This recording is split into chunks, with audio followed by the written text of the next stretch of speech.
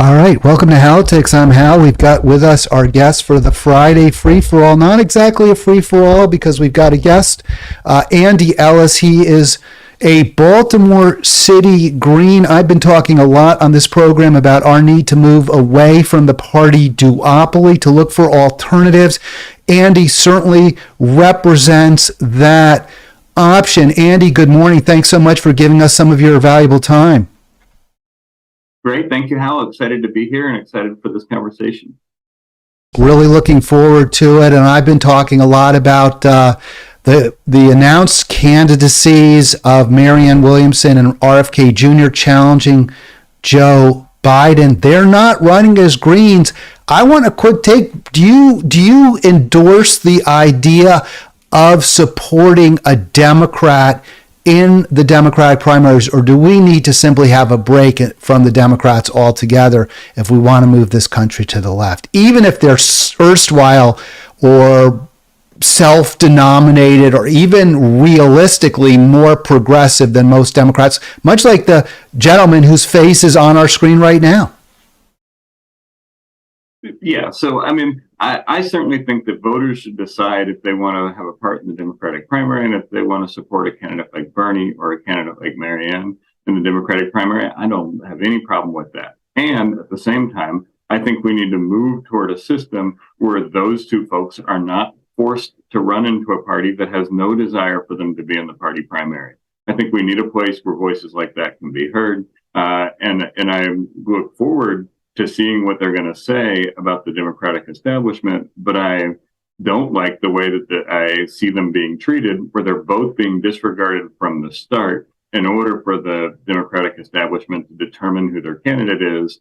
I just don't think that's the way our democracy should function. And I think the more the Democratic Party does stuff like that, the more people are going to feel like it is not responsive to their real needs and their real anger. So I guess both and. People can support that. And I think we need to build a more robust democratic system in which people have choices beyond the two corporate parties. Yeah, no question about it. Baltimore City Green, Andy Ellis with us on Halitics. Click like, click subscribe, please, so we can continue to have great guests like Andy and like the two we had on yesterday talking about the Mountain Valley Pipeline. Of course, Maury and Bert from West Virginia and Western Virginia, respectively. Let's get to Bernie. So talking about the Democratic Party establishment, I fear the former independent from Vermont may well have become part of that establishment. Let's listen to him on Chris Hayes last night. It seems like it was a fairly straightforward and easy decision for you to endorse the president for re-election. Why? I don't think one has many alternatives here. What's at stake is the future of American democracy. What's at stake is whether we have some right-wing demagogue running this country, or a pathological liar, or somebody who's trying to divide us up, or whether we re-elect somebody who is a very decent human being who's trying to do the opposite, trying to bring the American people.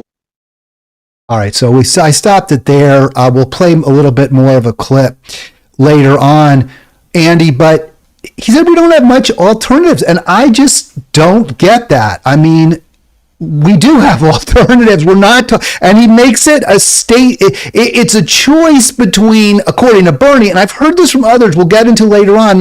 Rank and file people. That it's a choice between either the fascist Republicans or this decent Joe Biden. But that's not where we are, and that is incredibly frustrating, is it not? One of the things that I think Marianne Williams, in the Jacobin article that got published yesterday about Marianne Williamson, I thought there were some really good points that she is making in there. And one of them is that the Democratic establishment has reserved the right for itself at the national level, at the state level, at our county levels, to determine who is engaging in serious politics. And I think that what is frustrating is that Bernie ran on a platform that was very serious, very important, and spoke to the needs, the material needs, and the anger and the lack of responsiveness that many Americans felt. And I don't understand why they can't have a primary, why they can't allow there to be debates, why they can't allow there to be a process here that plays out and let the Democratic voters choose. I mean, I do understand why, right? I understand that their desire, they don't want any of that, but I think that they're making a mistake in preventing these folks, RFK Jr. and Marianne Williamson, from being able to take the stage, from being able to participate in a primary.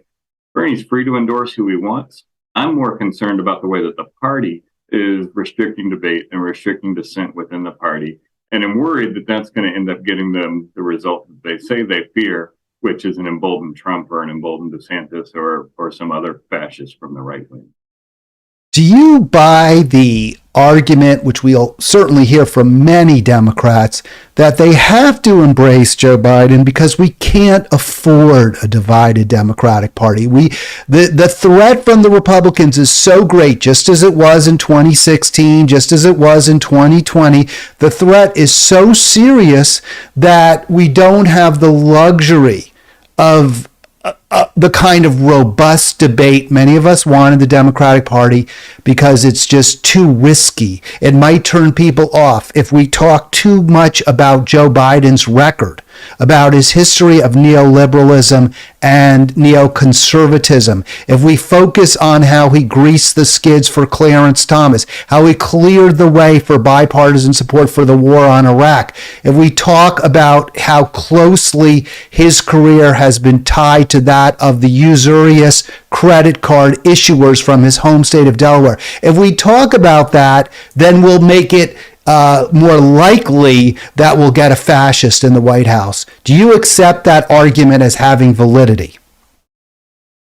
I accept that the Democratic establishment thinks it has validity. I don't really know that I don't understand how we can stop people from talking about it, first of all. And I think the effort to stop people from talking about it is more likely to get the result that they don't want. It is to get more people talking about it. And I think that I don't think that they can protect Joe Biden from you, from me, from Marianne Williamson, from Robert Kennedy making those arguments. And I think if they try to do that, it's going to look like they feel like they need to protect him. And I think that's not going to work well for them. I just don't think this is good strategy for them, even if that is their argument. I think they should allow there to be a debate and allow those ideas to be tested. And I frankly think this is the case in all the parties. The Republicans and the Democrats both want to be able to exert control over who they put in office because they're afraid of their voters and they're afraid of the public at large. And I think that we have to move away from a world that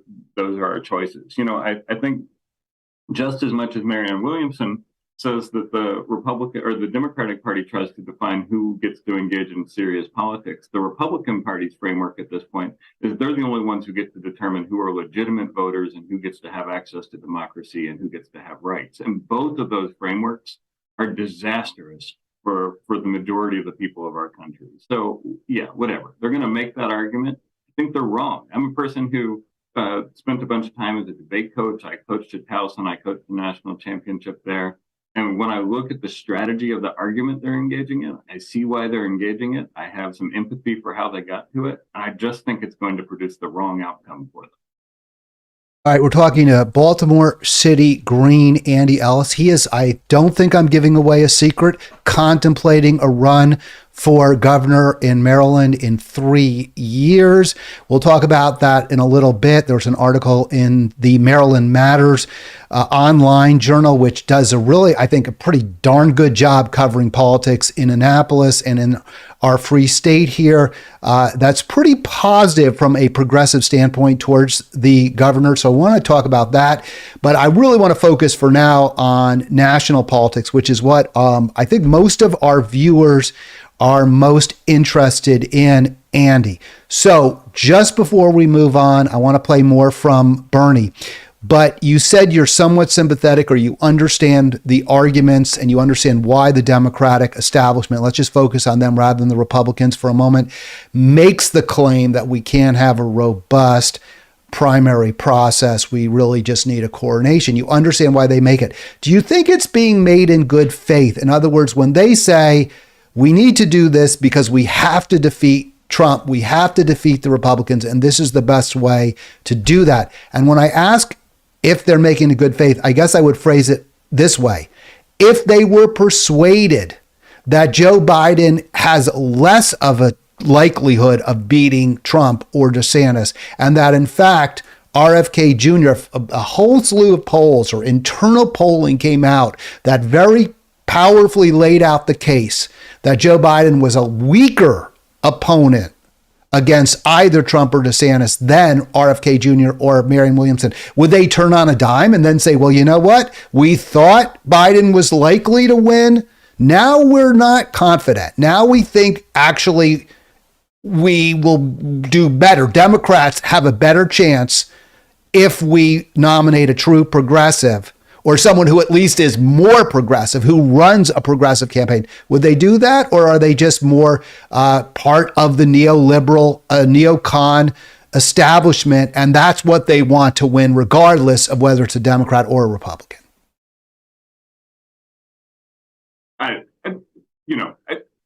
I don't think they're going to change their mind from Joe Biden. I don't think the people who are making decisions for the Democratic Party right now are going to change their mind from Joe Biden. I guess I could see a scenario in which they change their mind, but I don't think it would be, I think there would need to be some excuse other than electability that Joe Biden was able to give them. There'd have to be a health scare. There'd have to be something like that in order for them to be able to shift. I think they believe, frankly, and completely, that the only person that can beat Donald Trump right now that they've identified as Joe Biden. I certainly don't think that they're going to believe that Williamson or Kennedy is that person. I could be wrong. I'm not a Democratic. I'm not in a lot of discussions with the decision makers in the Democratic Party. But at the same time, I just want to cut you off there because you kind of a little bit. I think I didn't phrase my question well. I guess what I'm getting at is, don't you think that the party king and queen makers like Joe Biden, because he isn't going to change our country in a way that benefits poor, struggling, and working people? They prefer a top-down approach. They like massive wealth and income inequality. They like the fact that we don't really have a country that works for working Americans. Yes, I think the people who are making the decisions like Joe Biden for a variety of reasons. I think he serves their corporatist interest. I think he serves the interest of the status quo, and I think he's bringing things back to normal. So, yeah, I think they like Joe Biden for the reasons that you list, and I think they think he's the right person to do this job. That being said, I also think they have some concerns, and I don't think they have the next person lined up. I think they think Joe Biden is the best chance they have against Trump. And I think that they're going to double down on that argument. We've already seen them doing it. They're canceling debates. They have no intention of this being a contested primary. And I think they think that. And, I guess the party gets to decide that. I don't think it's a great idea. I think you don't think it's a great idea, but it's clear that that's what they think. And it's clear it's how they're acting. Do you think that Vice President Harris is a problem for Joe Biden and his campaign for re-election? I have not thought much about the role that Vice President Harris plays in Biden's campaign for re-election. But your question there is probably the first time I've thought about it in a while, so I don't really have an answer to that question. All right, let's get to the second clip I have there. Here again, this is courtesy of the Chris Hayes program on MSNBC. Here's Bernie. Tens and tens of millions of working people are struggling and are in pain in the richest country in the history of the world. So while on one hand, the fight has got to be to protect women's right to control their own bodies, and we just heard a moment ago some of the implications of what right-wing policy has done to women. We have got to fight to protect democracy. On the other hand, we cannot lose track of the fact that over 60% of the American people are living paycheck to paycheck. Over 500,000 people are homeless. People can't afford health care, can't afford prescription drugs, can't afford to go to college, in many cases working for starvation wages. So we need an agenda that speaks to working people, that brings them together to say, hey, what about a government that works for us and not just the billionaires? The House, of course, just passed. All right, I went a little longer. I should have ended it right when Bernie stopped talking there. Missed that cue. But Andy, your response to what Bernie just had to say. 100% we need those things. We need those things. And when Bernie spoke to those things, he was, there's a through line between from things that Kucinich said, things that have been in the Green Party platform for a long time, things that Bernie said, things that Marianne Williamson is saying. They're right and they have resonance. And when people don't feel like they're being responded to or heard when they express those things to their political leaders and their political parties, they get angry. Bernie was able to capture that anger and to harness it toward good politics in the last two cycles. Donald Trump was able to harness that and put it toward bad politics. So absolutely, Bernie is right. We must have a program that allows the real material interest of large numbers of Americans and Marylanders and Baltimoreans to be heard and not to be subsumed to the machinations of the Democratic Party playing chess against the Republican Party. So, given that you agree with what Bernie had to say, do you feel that that is consistent with his full-throated endorsement of Joe Biden?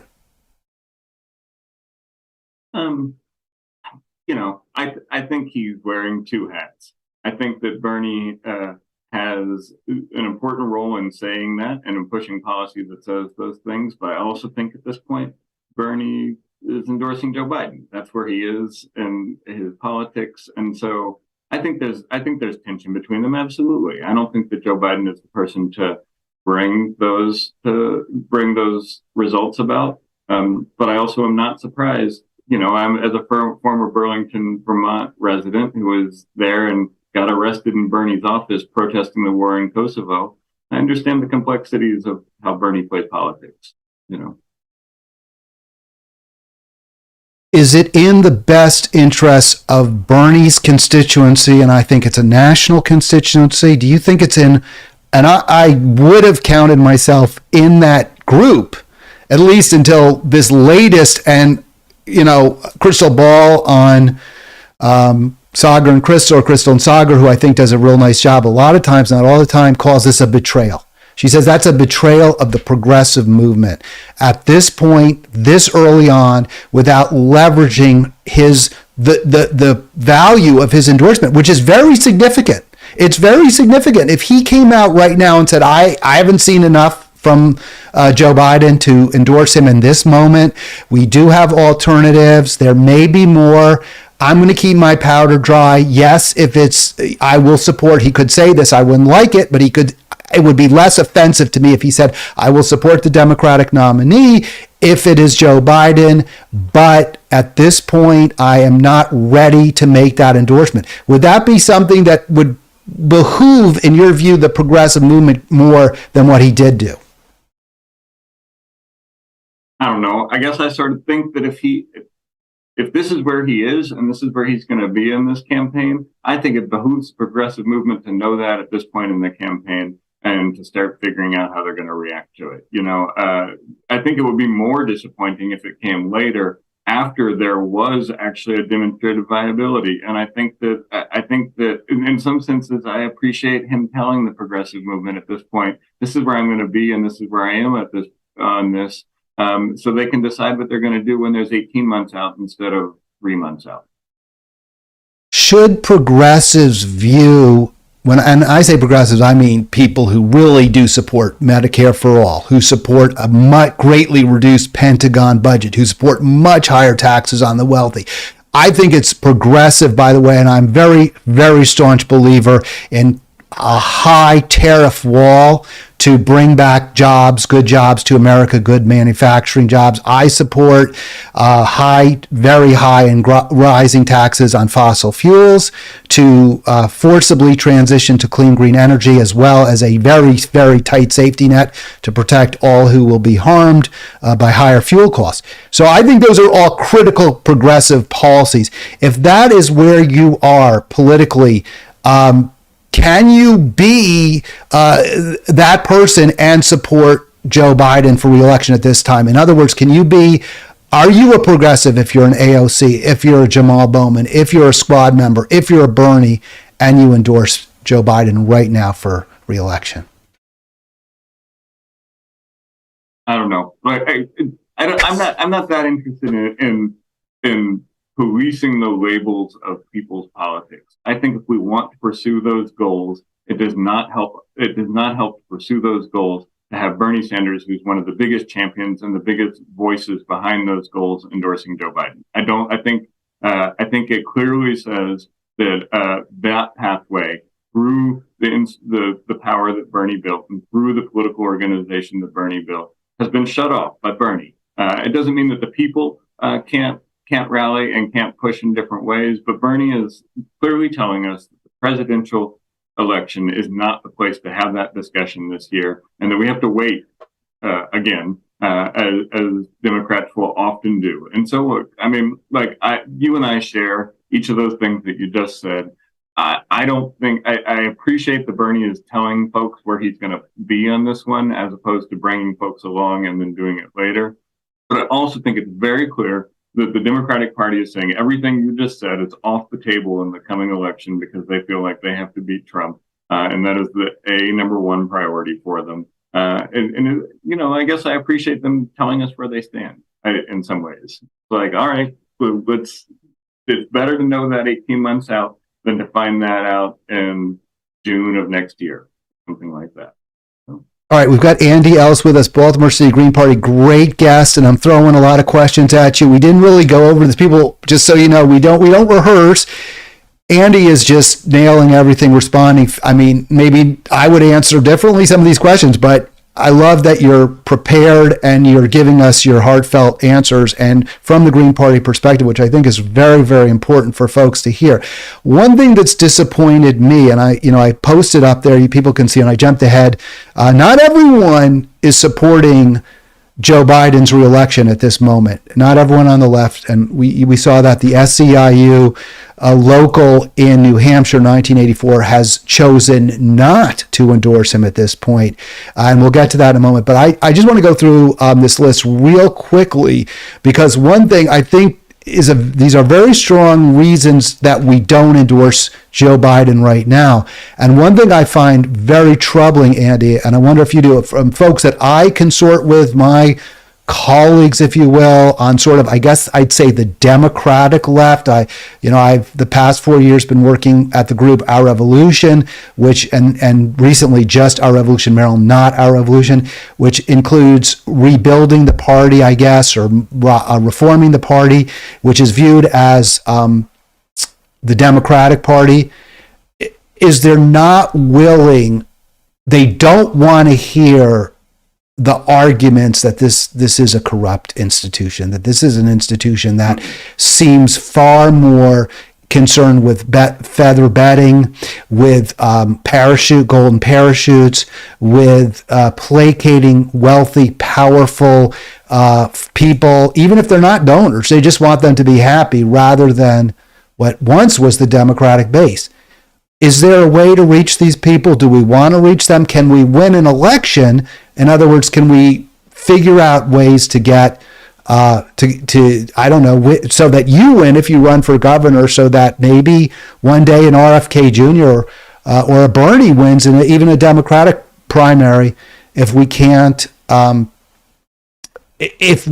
persuade people that this party as a whole does not have their interests at heart, and generally, rather than being reformed by its reformers, it conforms them. Mm-hmm. So I think, earlier we mentioned the dueling sort of realities of what they try to control. The Democrats try to control what is acceptable in serious politics, and the Republicans try to control who gets to count as an American, who gets to count as a voter. And as long as we have a process that locks those two things into place, and those two parties' only reasonable goal is to try to eliminate one another, I think we're going to go in a very, very bad direction that becomes increasingly less responsive to voters and increasingly sees a set of parties that are controlled by those parties' elites, that are run like corporations and run like brands, where voters don't have any input on it. So I guess I've been reading this article recently by Tabitha Abu-El-Haj, who's a Drexel law professor, and she's calling for political parties to engage in associational reorganization, and to go back to a time in which political parties are listening to people, are building based on organizing or knowing people and are knowing their constituents and are listening to them so that those folks have a say in politics. And I think that I don't think that absent that type of thing, either of these two parties is going to get out of the doom loop that they're in, because the system has locked them into that. That it is what is incentivized by our two-party system as it currently functions. So, like, do I think the Democratic Party can be reformed? No, but I think in a multi-party system in which the Democratic Party occupies that space that Joe Biden occupies, that's fine. I don't have a problem if there's a party that occupies that space. But what the problem is that they try to hold on to their left as an essential element to facilitating that neoliberal vision. And I think when they do that, they piss off a bunch of people who don't support that neoliberal vision and are tired showing up over and over and over again, being told that the next time is the time it's going to count. So I think we're going in a place where they are helping the fascists. They are helping the right now by continuing to engage in that game with them. And I understand that letting go of their left would change elections for them for a little while. But if they don't do it, I think we're going to get it. I think we're just going to keep going further and further in the direction we're going. And the slide you just showed shows the types of decisions that people are being told that they have to accept. There may be a center purple party that supports that stuff, but they shouldn't be able to do it in the name of progressives. They shouldn't be able to do it in the name of unions. They shouldn't be able to do it in the name of women and an anti-war movement. And I think that's the concern that I have. And the reason that I have chosen the Green Party as my way of trying to address this, as opposed to trying to reform the Democratic Party. I have no problem with folks who are trying to reform the Democratic Party. And I think that project and my project go hand in hand. I think a Green Party that is powerful enough that it can allow people, that it can actually build and wield political power against initiatives like that, helps the people who are within the Democratic Party trying to reform it. If there's a place to go, if there's an argument to leverage, if there's a way to change a governing coalition, it's easier to get the decision makers and the leaders in the party to make that change. If there's no place to go, then the decision makers, the corporatists, and the neoliberals can continue to shape things the way they want to shape. How do we persuade people to be truly open to voting for Green Party candidates, even in general elections, between a Trump and a Hillary Clinton, between a Trump and a Joe Biden? When both options, and I'm sorry, you were about to speak and I cut you off, but when both options are clearly and are regressive. Look, I'm not a Green who entirely believes in the project of our presidential elections. I think that they made sense at times. I think they serve a functionalist purpose for getting ballot access in places that require that, and I think we should pursue that.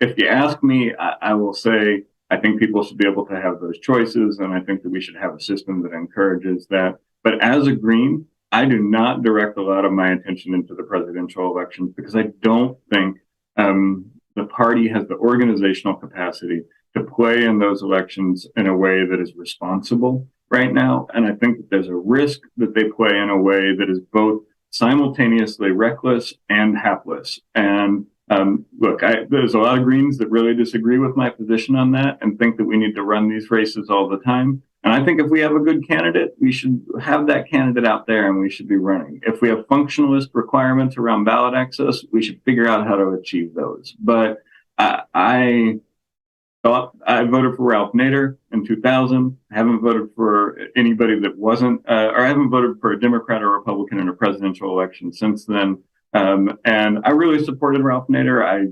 He showed me a way that there was a possibility of there being something different. I really supported Jill Stein. I've met her in person. I've met Hallie Hawkins in person. And I like these folks, but I think Greens spend too much of their energy focused on presidential elections instead of state elections, local elections, and national and other elections. And ultimately, I think that people need to be able to play in that presidential space, but I don't know. For me, it has a risk of being a bit of a distraction that only hurts. I mean, in some ways, if Ralph Nader's election in 2000 was almost too successful.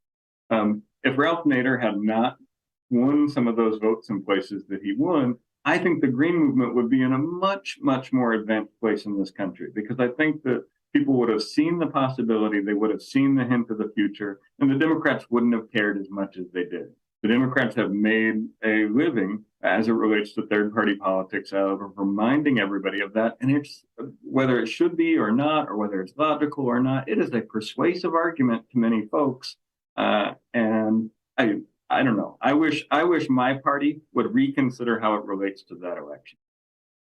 All right, you're listening to Halitics. We've got Green Party, Baltimore City advocate, activist, Andy Ellis with us. We've got about 25 minutes left. I'm not going to take calls this program. Usually I do, but I've noticed we have some tech issues with the phone system, and that has caused some delays. So I'm not going to do that. I want people to understand why, because I do want to hear from you. I'm going to work on that over the weekend. Fortunately, I have a couple of days to try to fix that, Andy. So it'll just be you and I for the next 25 minutes, if you can spare, and I greatly appreciate it. I want to push back. You know, I did not vote for Ralph Nader. I was very critical of Ralph Nader's candidacy, and I have no regrets. I feel that Ralph, and let me explain this because I want people to understand this. I did vote for Jill Stein in 2016. I did not see meaningful differences between Trump. I'll say it differently. I saw meaningful differences between Trump and Clinton. I didn't see that one was clearly superior, or a better way to put it, they were both, in my view, so bad that I couldn't even say one was clearly worse than the other. I did make a calculated decision that I thought Biden wouldn't be as bad as Trump. I'm kind of mixed on that one. Probably, I think as events transpired, it was certainly justifiable. With regard to the Nader election, I believe then, and I believe now, that Al Gore was the best candidate in that race. And that is why I did not vote for Ralph Nader. I think Al Gore would have been a better president than Ralph Nader. And I think Al Gore really had some very good policies that would have benefited America. I think he was better than his president. And I think he was the most progressive candidate, probably. I know Bill Bradley challenged him as well. But at that point, Bradley was a technocrat, or he is a technocrat. I think he's still alive. Maybe I don't know. He was a good basketball player. So I feel that in that election, Ralph Nader did play the spoiler role. He did, in my view, help elect a much worse president. I don't think there's any question George W. Bush, in fact, in my view, was one of the 3 worst presidents of all time. So I just want to throw that out there. That was a long-winded peroration, just where I'm coming from with that race. Totally. And I appreciate that perspective. I think I was probably 24 at the time or so. And so Ralph Nader spoke to me. I was in California when I was voting there. So, I mean, I think that's another thing about this is, like, I've never voted in a presidential election in a place where it matters a bit at all who I vote for. I've lived in New York, Vermont, California, Maryland, and Wyoming. And in none of those places, like, does voting in a presidential general election have any bearing on the outcome whatsoever. So, I want to say that, but I hear you on Ralph Nader. I think that race, I think that race opened Americans to the possibility that there would be a different kind of politics that was more grassroots, that was more progressive, and was based on a platform not that dissimilar from what Bernie ran on in 2016. So very, very similar ideas and very similar concepts. Those have been ideas that were important to me in my teens, important to me in my 20s, and are now important to me in my 40s. And I think there needs to be a party, and there needs to be a person pushing for that type of politics. And I think that I think that both of us would have liked it in some ways if Ralph Nader had performed a little less well in some places, because I think the Green movement would have grown from a Ralph Nader that was getting 1.5 or 2% in Maryland and getting some of these percentage points in Alaska and places like that, but for the argument you're making now, that he spoiled that election. And I think that our country would be in a different place if the Green movement had grown in order to change, with the focus of changing the governing coalitions, as opposed to what I think it has become in the last 20 years, which is simply about giving voters more choices. And I think that just giving voters choices does not connect values to solutions. It does not connect voters to policy. And I think that it's important. Jill Stein says the most important thing the Green Party has done in America is survived for the last 20 years. And that's true. It is important to show that there can be an alternative. But if we want to address the harms of the two-party system, we've got to change our paradigm to one that is about getting people elected, changing governing coalitions, and changing outcomes. Otherwise, I'm not sure what value it has simply by giving folks that choice on the ballot, if that choice doesn't at some point move us toward an ability to implement the solutions that are represented by those candidates and platforms. All right, I really appreciate all of that, Andy. I didn't want it to sound like, and if I did, I apologize that I was scolding you or criticizing you for supporting Nader in 2000. I just wanted to lay out my view because you had laid out yours and mine was very different, and that's all I really wanted to totally make that point. I do. Look, I have been scolded about that question plenty of times. And I did not feel that as critical or scolding or anything like that. It's just having a good debate and sharing different ideas. Right. Well, I would have scolded you 15 years ago for sure, when we were knee deep in W and all that entailed. But, I think with time and age does come perspective, and I'm more empathic and sympathetic towards the views of those who had real concerns about Al Gore as well. You are not, and when I say you, I mean people listening, people watching, people across this country. You are not at this time required to circle the wagons in support of Joe Biden if you want to fight fascism. We see from this slide here that 3 days ago in the Granite State, SEIU Local 1984 chose not to endorse Joe Biden. I think that's pretty important fact. And do you want to just briefly or maybe somewhat more lengthily address that, Andy? Good for SEIU. I mean, they have needs. They don't want to fall in line at this point. They want, and I think that the important part of this is at this time, they're not saying we're not going to endorse him. They're not saying we're not going to get behind him, but they're saying prove it to us. And I think that is what we should ask of anybody who's seeking to be president of the United States. And I think that the idea that this ecosystem of organizations that make up the Democratic Party and its sort of constituent groups are supposed to all fall in line is telling of the kind of respect the party has for those folks. Like, let people make their decision, let the process play out, and let there be some debates, and let people hear what Williamson and Kennedy have to say. I mean, look, as much as I think that the Jacobin article yesterday about Williamson was great and helped set a tone that showed her seriousness, I know a lot of people from disability communities and experiencing disability who have real questions and real problems for her. And those need to be vetted. Those need to be heard. Those concerns need to be addressed. And the parties and the politicians need to be responsive to the people they're asking to vote for them and not have the parties treat the voters like consumers who just have to choose whichever product they put in front of them. Let Marianne Williamson answer those questions. Let that constituency of voters press their issue with her and see how she explains it. To me, that's how this process should work. Maybe I'm an idealist or something like that, but I just don't understand why. Well, I mean, I understand why they're doing it, but I think it is a bad decision to expect everybody to fall in line because of the fear of Trump. I think that's a dangerous strategy that they're doubling down on, and think it may be more likely to get them what they don't want. So let me ask you this, because I did post the caption or the headline from that Jacobin article. I did not go through the article closely and clip it for this program. You've raised it twice, Andy. Maybe you can provide a couple of examples that are in your mind, and then we're going to move, I think, on to Maryland. But I want to stick with Williamson for another moment. I've just, again, and I want this, to start with this point. I have been dismissive of her candidacy. I am not into the, quote, crystals, and Liza Featherstone even says, enough with the crystals joke.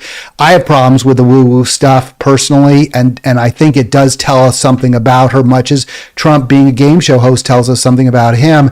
RFK Jr., by contrast, was an environmental lawyer. I don't know how good a lawyer, but he was on the right side with the NRDC. So what did strike you in a positive way about candidate Williamson in Liza Featherstone's article? Yeah, I mean, I think this article lays out a set of policies, as I said, that trace through the Bernie campaign, through Dennis Kucinich, through Jesse Jackson, through a variety of different political movements that have tried to use the Democratic Party in order to advance things like rights to healthcare, things like the abandonment of unions, things like, I think that she's identifying a set of policies that need to be talked about. She's identifying a set of concerns that need to be talked about. And Joe Biden is going to ignore those concerns because he's saying, oh, no, we can't talk about that right now, or we're going to end up with Trump. And I think she's right in calling that out. I also think that she, I also think that she's right in describing the way that the Democratic Party is using the sort of propaganda around crystals and all the stuff that you call woo-woo stuff as a means of not listening to the serious arguments that she's making, which are the same arguments that Bernie was making. And it is the same way that many parts of the Bernie movement have been dismissed by those same folks, by the Neera Tandons and those folks of the world who want us to think that everybody in the Bernie movement is, a Bernie bro or whatever characterization it is. Some of that stuff against Williamson is reasonable. We should hear it out. We should let it get heard. We should let it get debated.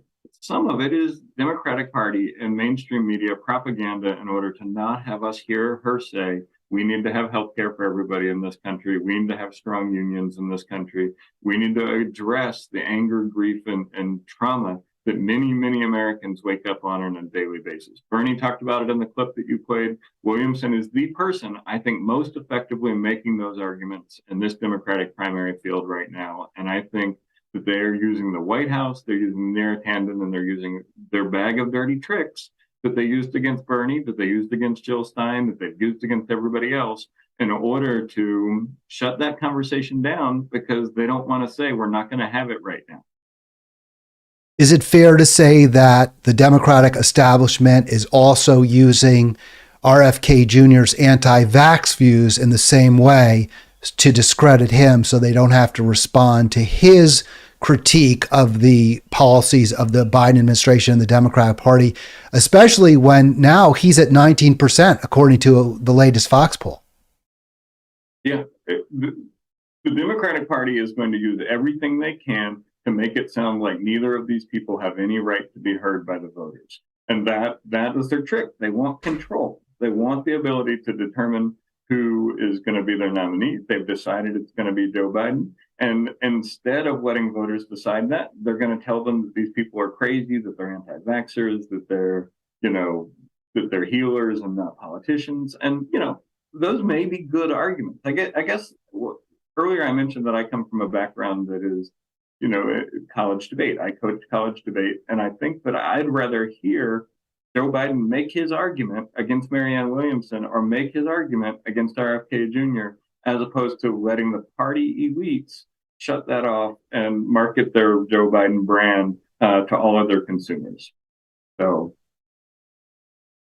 I'm with you there. I had my mic off for a second, but fortunately I figured it out before going 5 minutes with people watching me flap my gums without saying anything. Well, that's how it always is, even when they can hear me. But here's how do we I agree with you on everything there, Andy, except I have a concern, which is the arguments that are being raised against RFK Jr. for the anti-vax views and Williamson. And again, to a lesser degree, I find the arguments against her, to be honest, they're more compelling to me because I really question, honestly, her sincerity based on her record more than anything. I don't question RFK Jr.'s sincerity. I do question, his judgment when it comes to the vaccines. But I don't think that, to me, is the most important issue we face right now. I think it's the climate cataclysm, endless war, wealth and income inequality in roughly that order. I might put wealth and income inequality and poverty above endless war. But regardless, so many people who I do truly think of as progressive find those arguments compelling. And as soon as you raise the name Williamson or RFK Jr., they glaze over, they roll their eyes. That's not, they don't want to hear it. Their litmus test excludes those candidates.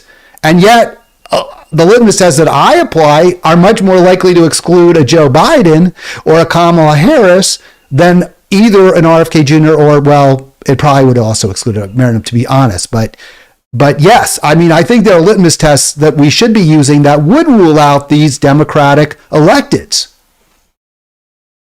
Totally. Look, I mean, we can have I don't think, at the end of the day, I don't think either RFK Jr. or Marianne Williamson are going to win a Democratic primary, even if it was run entirely fairly.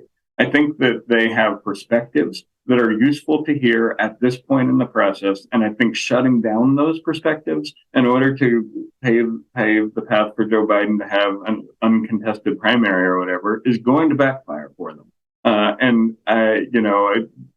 My free advice to the Democratic Party as a Baltimore City Green is be careful what you're doing here, because you're about to piss off a bunch of people who you're going to need to vote for Joe Biden come next year. And that's my position on it. I hear you. Like, I'm not saying go Marianne Williamson, go RFK Jr. I'm saying that party should let those people be heard. Voters feel like they're not being responded to by their party. They feel like it's a one-way relationship where the Democratic Party tells them this is how it's going to be, not we want to hear what you have to say. And I think that's going to backfire on them. And I think that it's dangerous. I think that they're playing with fire here in order to protect Joe Biden. And I think it's dangerous.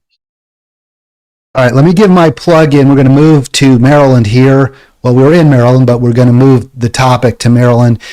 Quick plug for Maryland Mariners, I think, and I don't know, maybe you have a different view, but I think they do a real nice job covering politics. And without them, we'd really be ignorant of so much that happens in our capital, Andy. 100%.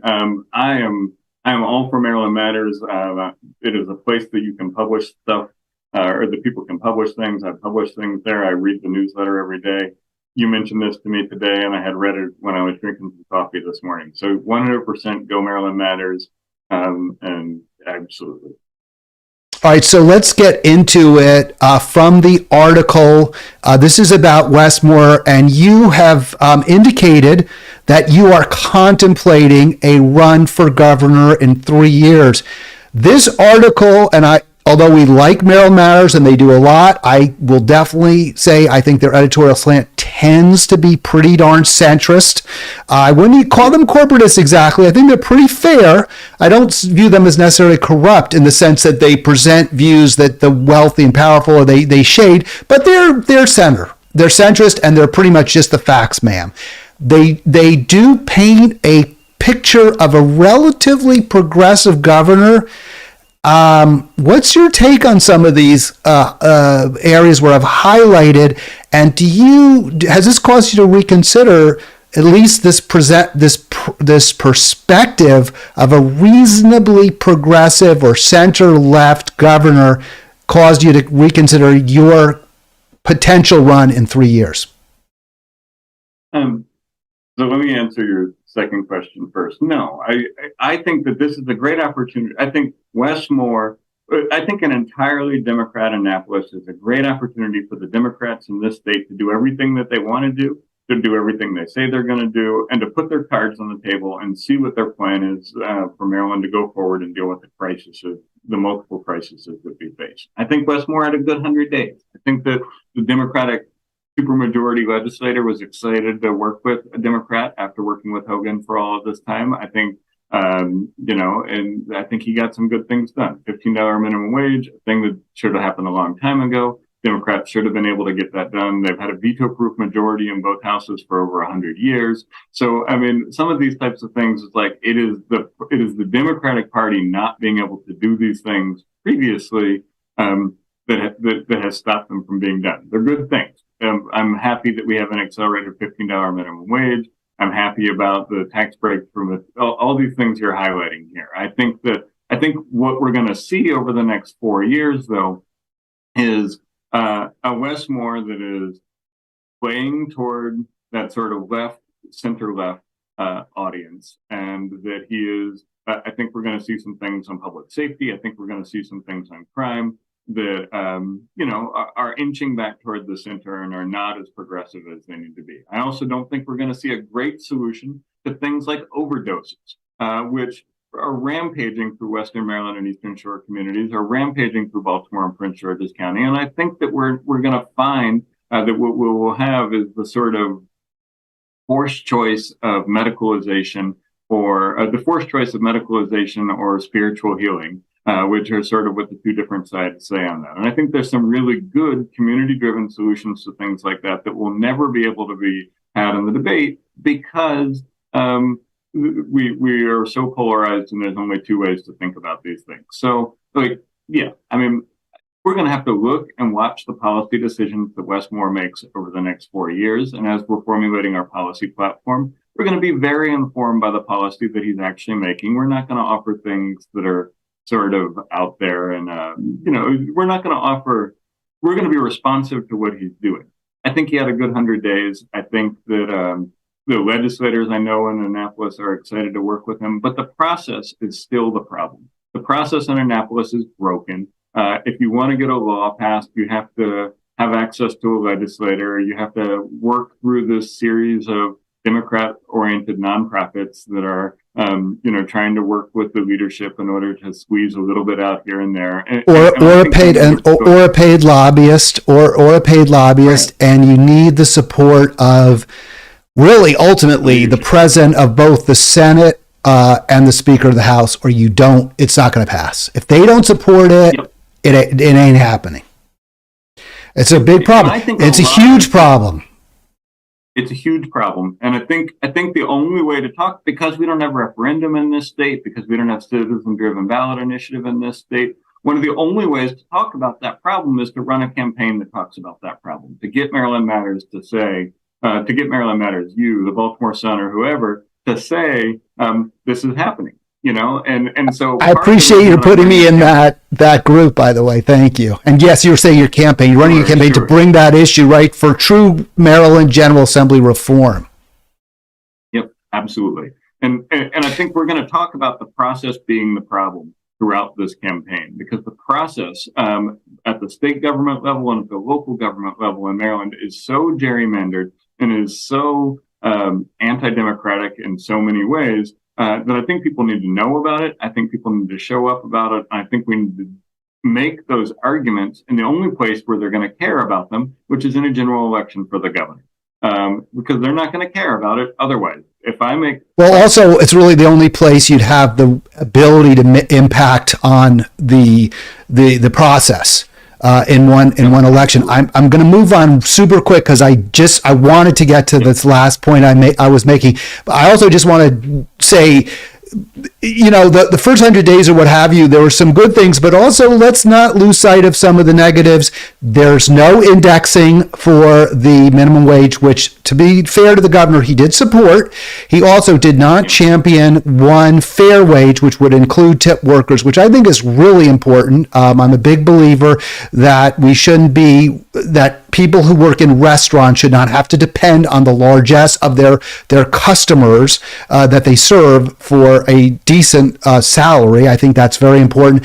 Also, some of the stuff Moore's getting credit for, maybe he doesn't, as you said, this was going to happen regardless. And I think like the offshore wind, everyone's talking about, there's been no new projects though. It's a rainy day fund that it has not been tapped. Some of this stuff is really good. Funding for abortion providers is good. I love the paid service year for Maryland high school grads. That said, we're not getting anywhere near, nobody's pushing for any kind of universal single payer care, even though there is a bill, and that a friend of mine, Sheila Ruth, who's a delegate, has been presenting, and it languishes, and the governor hasn't supported, nobody supported it. We do see groups like CASA, which represents immigrants, they're liking the governor and some of his, these are good things. Again, I think it's more to it. They will make a difference. I want to minimize them. At the end, they're ultimately around the edges, right, Andy? It's not a sea change in the way business is done in Maryland. Exactly. Look, I mean, like I said, I think there's a place in the governing coalition for a party and a leader like Wes Moore. I think that Wes Moore is going to be a public-private partnership guy. He's going to get some good bills passed. But I think there is a distinction that needs to be made about what we really need to do to address the climate emergency, what we really need to do to make sure that Marylanders have access to medical care, what we really need to do to make sure that the folks in CASA don't have to go get arrested in Bill Ferguson's office in order to demand medical care for immigrants. I mean, I think that what I'm excited about the Moore administration is they will have no excuses at the end of this for the things that they didn't get done. And what will be on the table will be what they wanted to get done. They have all of the power. And so, look, I mean, the legislature is going to argue with them some, but they control everything. And so there's no excuse for them at the end in 4 years if there isn't new wind in Ocean City, if there isn't better rail, if there isn't transit that works. Speaking of things that Sheila Ruth is supporting, if there isn't better democracy, I don't know. I go for it. Do your thing. You all have the kind of government that people dream of. Implement it. Show us what you got, and then we'll have a debate about that in 4 years about whether those are the only things we should have been doing or whether there be more that we continue to ask for and build for. All right, just real quick on this, I posted here, this is a good bill too. This is the one about pushing for more electric trucks. Those diesel trucks really do a number, especially in poor, struggling, working communities. They're cancerous, carcinogenic causers, whatever the word is, they're carcinogenic. So I like the fact that this bill got through, Andy, and I was a little surprised. I know the Sierra Club supported it. They thought it would pass. I was a little surprised and pleased. Yep. All right, go ahead. Go ahead. Yeah, and I'm glad it passed. And like I say, I think I'm more happy having Wes Moore as governor than I was having Larry Hogan as governor. Right? Like, I think more stuff is going to pass, but I don't think that means we should settle for that when there's still plenty of Marylanders who have really important needs that are not being met and are not being responded to by their government. And I think that those are Marylanders across the state, and I think we need to figure out, how to make that happen. So. All right, I wanted to end the program by kind of a little bit of navel gazing for both of us. We're both, and maybe I'm more so, harsh critic of the Democratic Party. This came to me. I'm going to try to maintain as much privacy as possible for the author, but they make the point that we don't have the luxury. They don't have the luxury of being too critical of the Democratic Party. The alternative is fascism.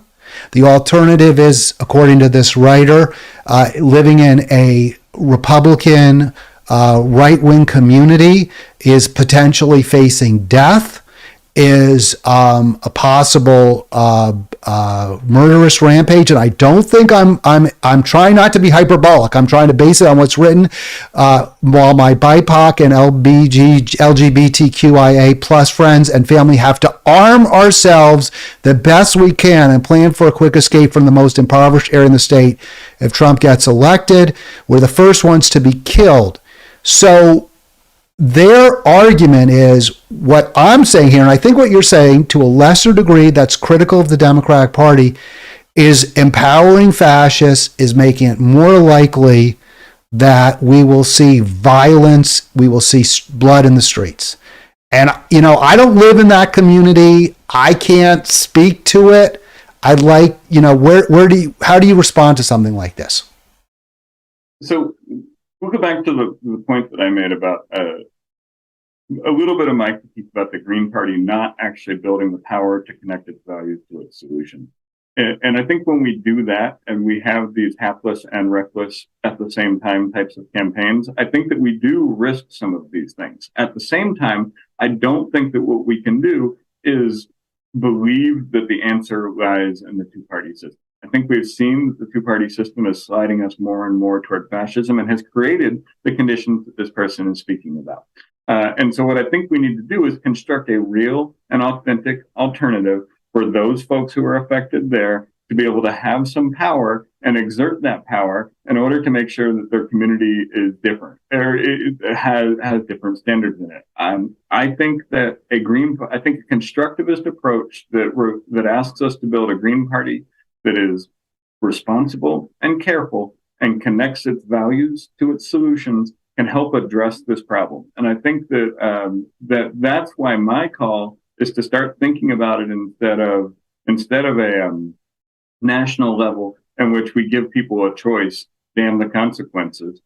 My call is to build local and statewide organizations that can stand up for folks and can sometimes join a governing coalition with Democrats in order to stop those fascists. But I guess I think that not trying to build that alternative, not trying to construct a better way forward, leaves us with the Democrats and this system as the only thing that we have protecting that person and their community. And I don't think that that's sufficient either.